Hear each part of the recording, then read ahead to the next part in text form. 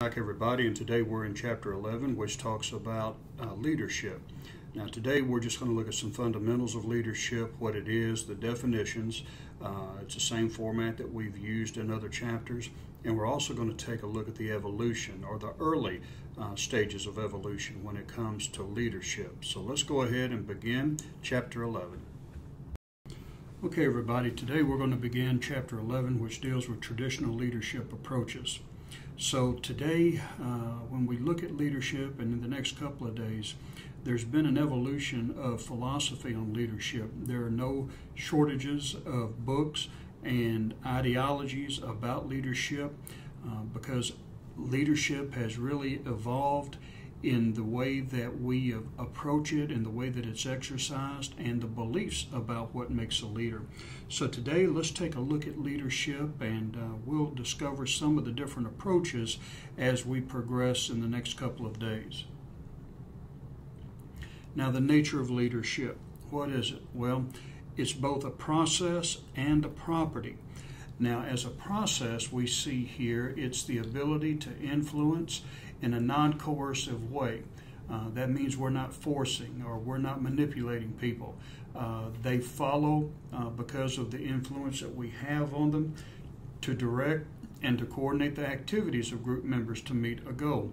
So this implies that a leader is able to influence more than just one person, but several people, such as a group. As a property, it's a set of characteristics that are attributed to those perceived to use influence successfully. So the characteristics which we talk about and we're going to talk about may be some of the abilities that the person has that helps him or her be an effective leader. And then influence altogether, and that's the ability to affect the perceptions, the beliefs, attitudes, and motivation and behaviors of others. So that's what influence is, and it's a different approach than manipulation. Some people ask, what's the difference between the two?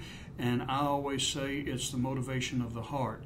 If you're trying to reach your own ends and you will coerce or do whatever, that's manipulation. Influence is just having the ability to garner the trust and the following of different people, and that's what you want to have as a leader. Now, there's a difference between leadership and management, and the next slide is going to highlight some of those differences, but just let me say that management is planning, organizing, controlling the resources that an organization has.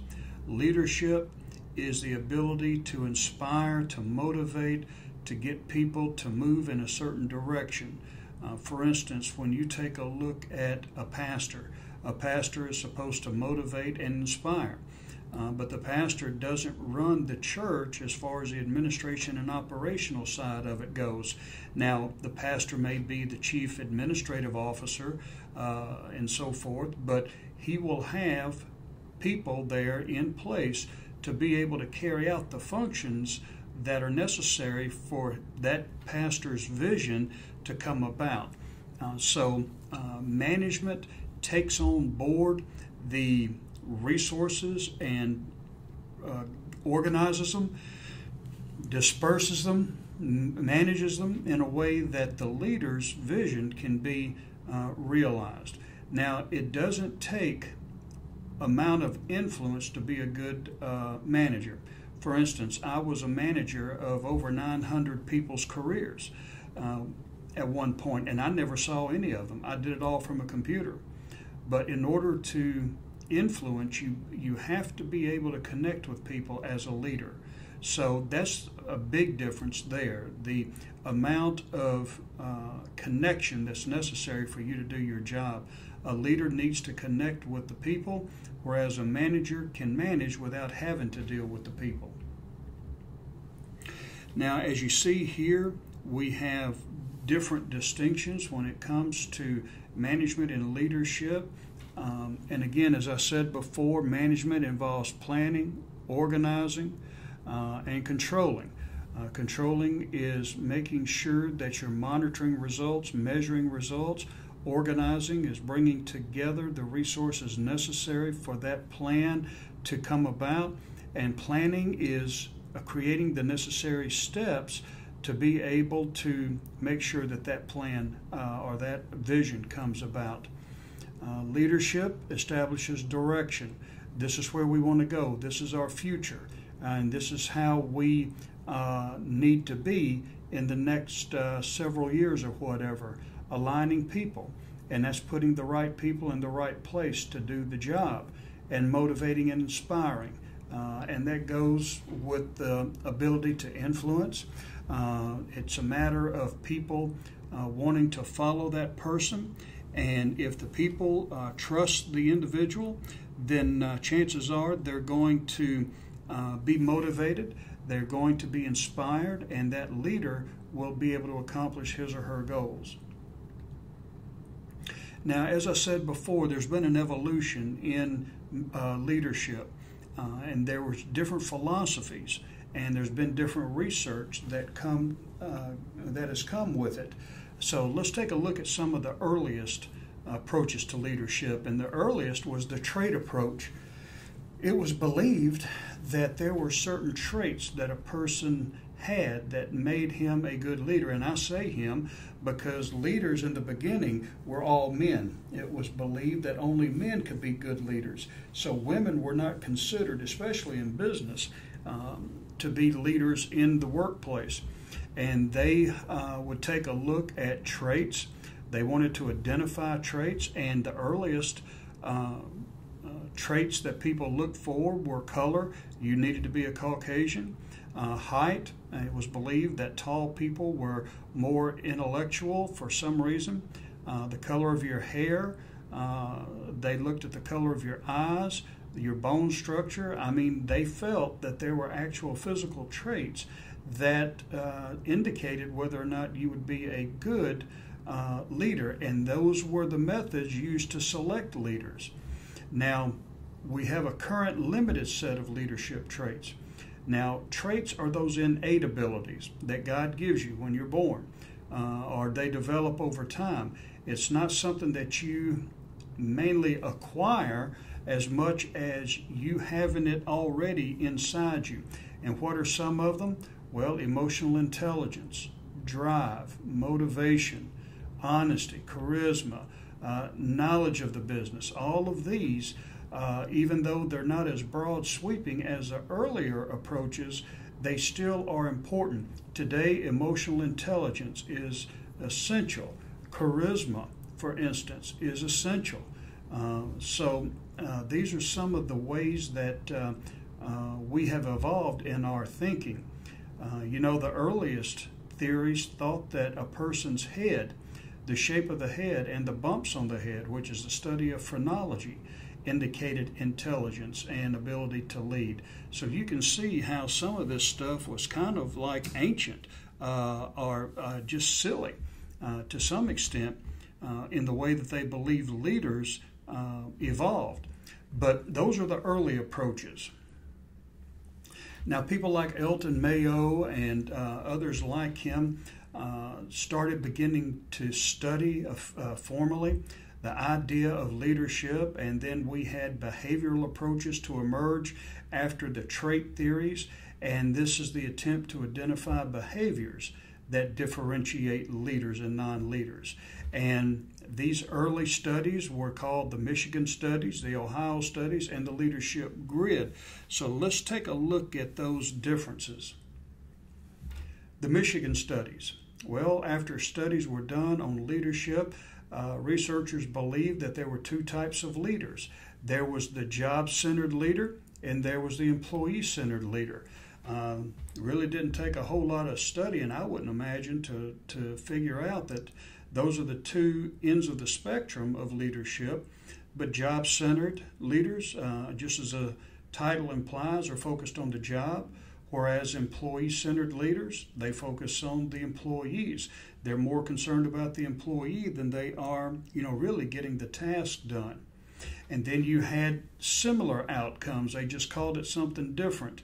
Ohio State studies found that there were low consideration behaviors, which means that I'm not worried so much about the person as I am the job. High consideration behaviors deal with the person. I want to consider the person more. Low initiating structure is more people-oriented, where people were informal and there was more collaboration and communication. High initiating structure was more rigid. They were looking more at following rules and power distance differentiations and so forth. So they pretty much all say the same thing. They're just different studies with a different title given to each. Now, as we just discussed, there's job-centered leader, paying close attention to the work of subordinates, explaining work procedures and demonstrating a strong interest in performance. And then employee-centered, attempting to build effective work groups with high performance goals. So in the past, the employee-centered leader was more concerned with the person than the job. And this is what they found. With job-centered, you got the job done, but there was low morale. With employee-centered, you had high morale, but performance was not as good as those who were job-centered. Today, we are being able to combine the two by looking at building effective work groups. We can instill in people motivation and performance by just having an interest in them, but also emphasizing work as well. And this is what the low learning organization is all about. Now, the Ohio studies, they found that pretty much the same thing. You have a concern for the subordinates' feelings, which is leader consideration behaviors. Leader initiating structure behaviors is clearly defining leader-subordinate roles. As we said, there's a power distance there. Subordinates know what is expected of them, and they do it. So those are two areas that are under the banner of leadership, but they're two dimensions of leadership that emphasize job or the person. Now, later on, we had some individuals, Blake and Mouton, that came up with the leadership grid, and it was originally called the managerial grid, and it provides a means for evaluating leadership styles and then training managers to move toward an ideal style of behavior. I may show a video on that with this presentation if I can find a good one that can explain it. But if you take a look at the next slide, this is what it looks like. You have high concern for people here, from high to low, and then you have concern for production from low to high. Now we see here the country club management, and here you have just a really a high degree of concern for the people and a low degree of concern for production. And that's really a country club, laissez-faire type of approach where you're not really demanding much of the people. It's kind of a do what you want, I'm hands off, and you just do your own thing. Now you see here also in this quadrant 1.1, impoverished management. Here nothing's done. You don't care about the people or the job. You're just in the office, the door's closed, and don't call me because I don't care. So that's kind of a worst case scenario when it comes to management, and there are some managers who I know have been like that, and some pastors. They just don't want to be involved with anything. And then you have here the high extreme, which is authority compliance. They have a high degree of concern for production, but they have a low concern for people. So here, it's all about the job. Let's get the work done. I don't care about your feelings. I don't care about your personal issues or whether you're happy or not. Just clock in, do the job, and clock out. But we have, while you're here, the mandate that you make sure you get the job done. You have the middle of the road approach, which tries to really, it's the midpoint when it comes to people and productivity. You've got a balancing act here. People are pretty well satisfied, and yeah, the job gets done, but you're not standing out on any of these dimensions. And then finally, you have the team management, where you have a high regard for people and a high regard for the work. And that's really the optimal stage. It's through committed people. They're interdependent. They have a common purpose, as you see here, and the relationships are based on trust and respect. So within any one of these quadrants, you see the different types of leadership styles and what emphasis they place on people and on the job. And you've probably worked for different managers, or maybe you're in ministry, and the ones that are over you probably have one particular style that they lean towards. And you can see, based on their style, how productivity comes about. You may have a person who is authority compliance type, very high in production but low in people. Even though you get the job done, you're not very happy because you don't feel that they have any concern for you, and that's not good. So, but then again, you may have the country club manager who really more worried about you than the job. You may love them to death, but you don't get work done. And then you may have an impoverished manager who is just checked out. They're not a part of anything. They just are there, and they provide little to no direction, and it makes work hard.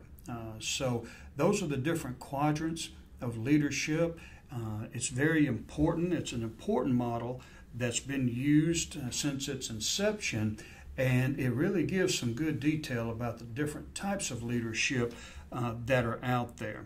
And hopefully, knowing these different types, you can be on your way to being a more effective manager and avoiding some of these quadrants that would lean either one to the other or not at all. Well, everybody, today we saw leadership as consisting of two elements. It's the ability to influence people without coercing them, but there are also some traits that leaders need to possess if they are going to be effective in that position. So we looked at also some of the different perspectives of leadership, whether they were employee-centered or whether they were task-centered. And tomorrow and Thursday, we're going to see a further evolution of these philosophies as we go in more deeply to leadership. So have a good day, and we will continue on tomorrow.